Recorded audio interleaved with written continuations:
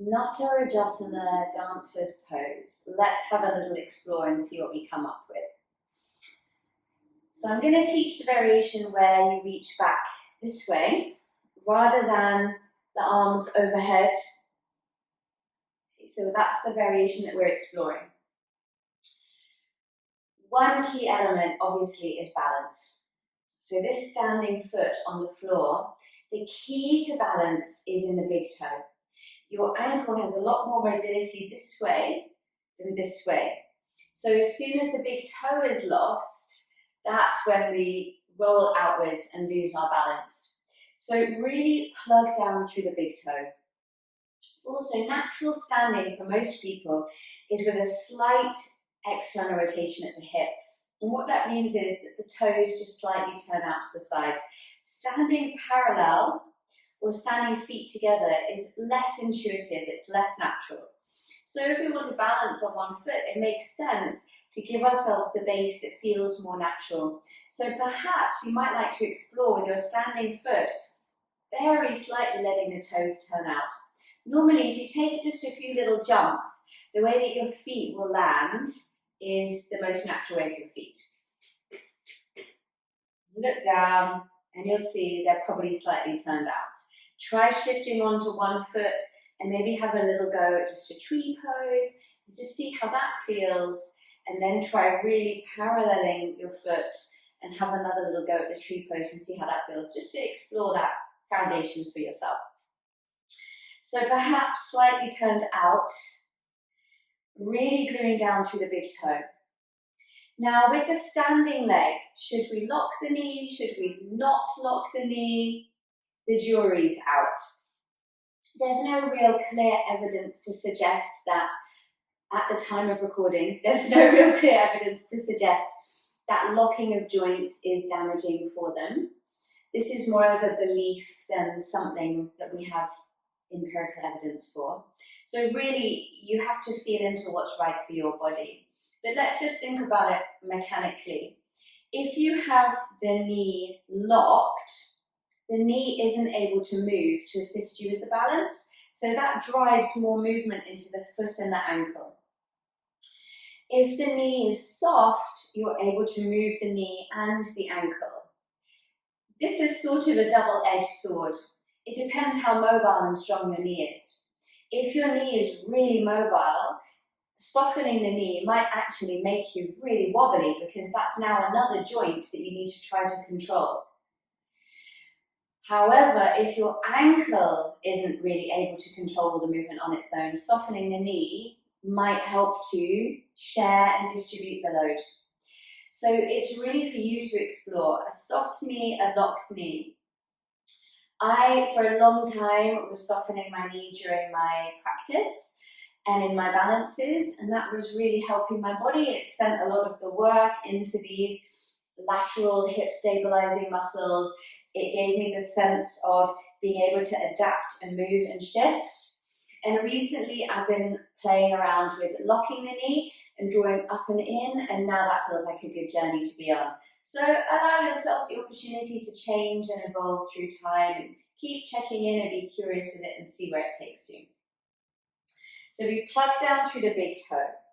We've had a little consider about what we want to do with the standing knee, and we know that we have the freedom to change our mind.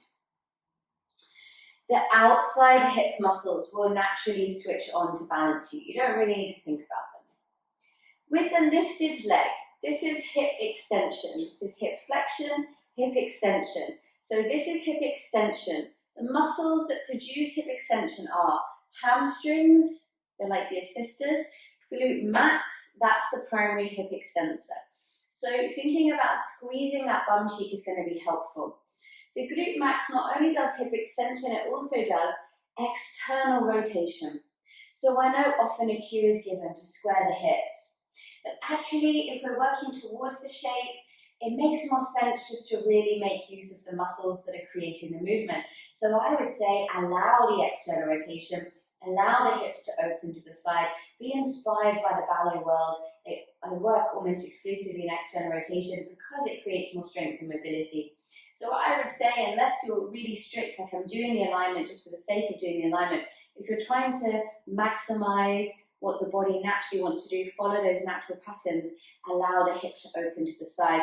And maybe one day, when your dancer's pose is super comfy and feels just easy breezy, to challenge it, you could start to see if you could square the hips and turn those hip points forwards. So allowing that external rotation means when you bend the knee will be slightly out to the side. So this cue of dropping the knee down, that will disappear. And I'll just show you in my body, if I just lift the leg and I allow that external rotation, that's about as far as I can get, trying to keep my chest up. If I turn the hips square, see how low the leg is. Okay, so if I bend the knee for my dancer's pose and I'm keeping the hips square, that's as far as I can get. That is genuinely 100% of my effort. If I allow that external rotation and the knee to journey out to the side, you can see I can get a lot further. Of course, it's not always about getting further, but for me, it feels joyful to allow my body to explore the possibilities rather than always trying to hem it in and find a thing that looks the most symmetrical. So that's the reasoning behind the external rotation, is that we're making use of the glute max, which is really helping to maximize the external rotation. So the other next element is the flexed knee. The muscles that create knee flexion are the hamstrings. So the hamstrings are doing knee flexion and hip extension. So this is a good pose for the hamstrings, for strengthening the hamstrings. But even though the knee is flexing, what you actually want to do is have the feeling that you're kicking the foot back. Because if I just think about drawing the foot in, we get here. If I kick the foot back and up, it helps to create not only the lift of the back leg, but it also helps to draw your chest up because it's pulling into the hand and it's helping to lift you up. I think the main thing I see with students in this shape is that they don't engage the foot back and up, and they think about dropping their chest down. And dancer's pose ends up looking something like this. That might be familiar. That's fine if that feels joyful, do that. But if you're looking to find all of the strength and space in the shape, think chest up and back. So it's a feeling of spinal extension, which means you're engaging these muscles, the paraspinal muscles, your spinal extensors, and you kick the foot back and up. And what I really love about doing this upward reaching dancer's pose is, firstly, energetically, it feels very empowering. Everything is lifting up into the sky and you feel jubilant like a dancer. And the other thing is, it really works the posterior chain. So the front body is called anterior, the back body is called posterior. And when you find the back bend, you're working the back muscles. We said that we were working the glutes to extend the hip. We said that we were working the hamstrings to flex the knee and extend the hip. So when you get the upward lifting of the chest, you really get that sweeping pattern of the posterior chain on the back body engaging, which is a really lovely thing for the body to find. So you grab the foot and you kick the foot back and up, feeling like this, back and up. And then the arms, I always like to lift the other arm up to the sky because, again, it helps give that sense of up and over. This hand, you can turn it in if you've got some restriction at the chest, if the shoulder mobility doesn't really enable you to open out at the chest. You might find thumb down makes this shape a bit more accessible for you. But with the thumb down, there will be a limit as to how high you can get the chest. If you turn the thumb to the sky and you hold the big toe side of the foot, you'll see that now I'm in external shoulder rotation and it draws the chest more open as the foot lifts back and up. And then this arm really reaching up, the whole back body very active.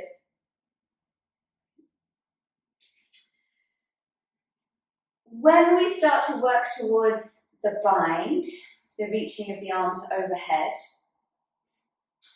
What we're doing with that shape is shoulder flexion, so this is flexion, lifting the arms here, elbow flexion.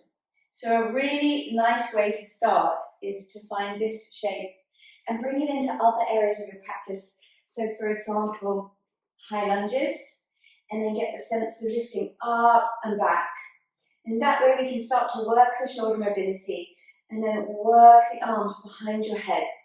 And the more shoulder mobility will be found when you elevate the shoulders. So often we get the cue of shoulders away from ears.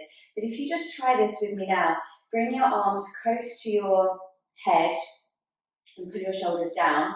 And now try to send your hands behind your head like this. And you'll feel it's like hitting a brick wall. And the only way to have the sense of sending them further back, you'll probably end up just sticking out your ribs and hinging at your back. If you lift your shoulders up, lift them up and then send them back, you will discover you have more shoulder flexion available. Shoulders away from ears, if we want to use that, it makes more sense to widen the arms. Just explore it in your body. You'll feel naturally that if you widen the arms, the shoulders want to drop down. If you bring the hands closer towards each other, the shoulders want to elevate. So work on your shoulder flexion with elevated shoulders. I promise it won't give you more shoulder tension. If anything, it will get rid of it because it will make your shoulders much stronger. And I always say, if you have to carry the weight of the world on your shoulders, make them strong enough to carry it. I used to also get this really chronic tension here. And I know it's very tiring.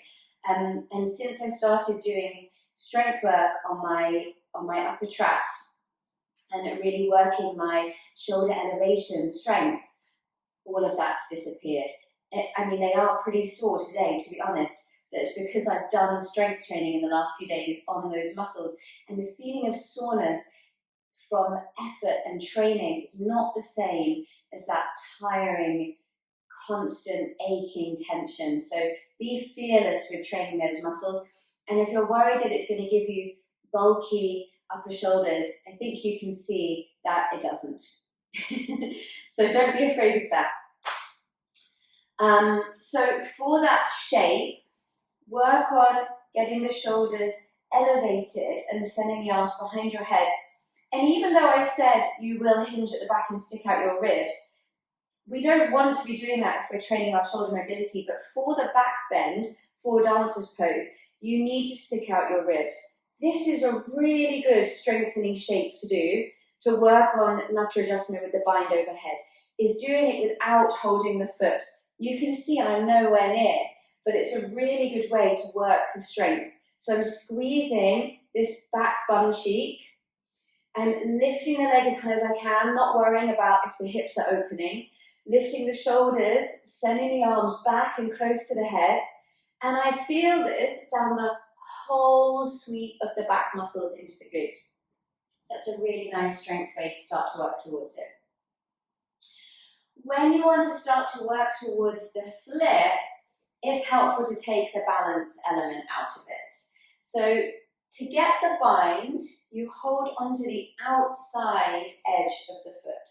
So take the balance element out, come and hold onto a wall or something like that. Lift the foot and reach around and see if you can get the big toe. What you'll discover, and what you can probably see, is that this now does slightly twist the knee. So you'll need to decide along the way if this is working out for your body. And then from here, bend both knees, that'll make your life a little bit easier, and start to see if you can turn your elbow forwards. So that's the movement. You grab the toe and you slowly bend both knees, start to turn the elbow forwards, and you twizzle around the big toe, and maybe you can come to here. And if you can get to there, you can start to practice the balance by seeing if you can then grab a hold of your own elbow. If you can get to that stage, well done. Maybe you can start to walk the hand on the elbow closer towards that other hand. Another way that you can practice it is on the floor. coming more into a mermaid shape. And that way you really take all of the balance element out. So again, you reach around and that you can use the other hand to hold on to the foot to help you get there. You reach around and you slowly start to see if you can twizzle the chest through. Now, back bending is not natural in my body, and this bind is something that I'm definitely working towards. Well, to be honest, I'm not. I don't really practice it, but if I were to practice it, I'd be working towards it. But it's something that in some people's bodies is just very natural. So if, like me, this is something that isn't natural for you, you need to break it down and figure out why. So in my body, I know that the reason why this shape is less natural to me is mobility at the front of the hip. So you have to go through and figure it out. I know I have the shoulder mobility. Have you checked that? It's here that I have less mobility. That's the thing that I need to be working on. So you've got to be a little detective and work through in your own body. Generally, I find the thing that people give the least attention to is the strength training. The best way you can do strength training for these types of shapes is to get into the shape and then lose the leverage. So find yourself in dancer's pose, wherever you're at with it, try to keep the shape and let go with your hand. Such a good way to strengthen it in. Have some fun, let me know how you get on.